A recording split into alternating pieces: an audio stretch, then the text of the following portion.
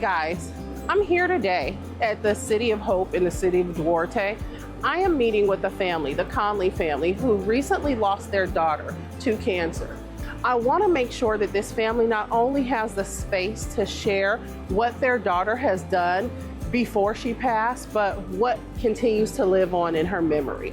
My name is Maisha Majors, and this is American Dream TV.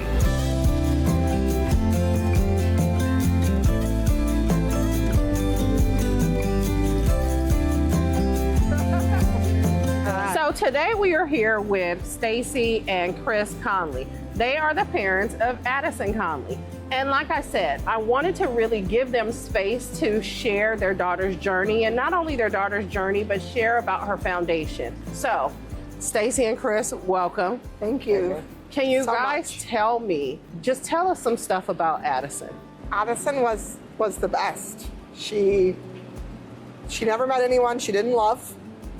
She only wanted to be loved in return. That was her big thing. Yeah. Addison had the biggest smile, the biggest heart. Mm-hmm. Her very best friend in the world was Brooke. And she has Emma and Riley and Katie were her other, like her extension best friends. Yes. They're her best friends, her besties too.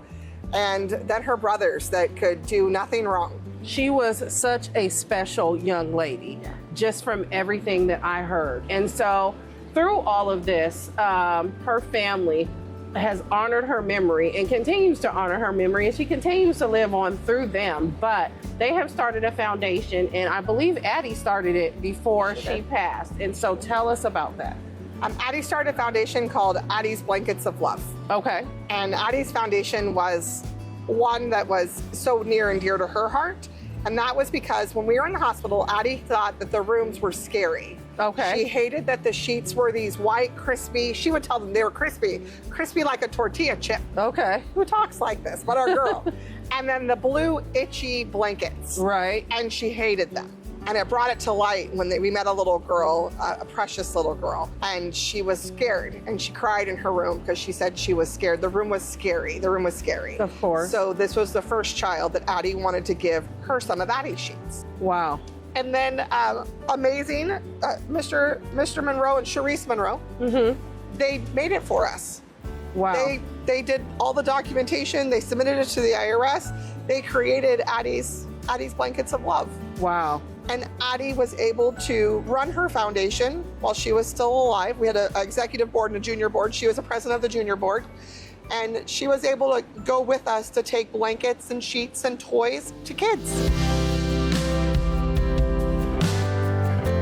How can we contribute? How can anybody who's looking to contribute to Addi's Blankets of Love, what can we do to continue her foundation and to continue making sure that those hugs are coming to all of these kids? So we have an Amazon wish list. Okay. You could donate directly on the site. It's addisblanketsoflove.org. Mm-hmm. We give blankets, we give hugs, we give love, and there's a wish list of all the different things that kids like. I promised Addison every time I got in front of a camera or microphone was presented to me that I would ask everybody to donate blood or platelets or plasma, just because there's a critical shortage across this country. And if it wasn't for Addi's direct donors, she wouldn't have gotten the 716 transfusions she got. But there's kids dying in hospitals across the country because the hospitals just can't get it. 47 kids will be diagnosed today with some form of pediatric cancer. 16 of those kids will be diagnosed with some form of leukemia.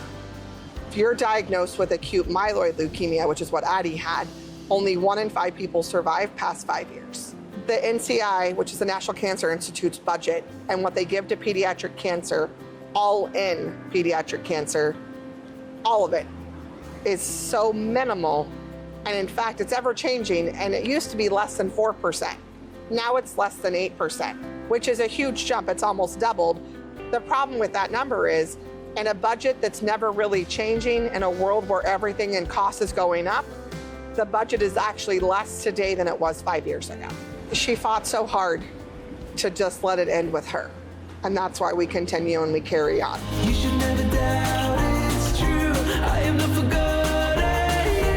You're the one on my mind. So guys, you heard it here today.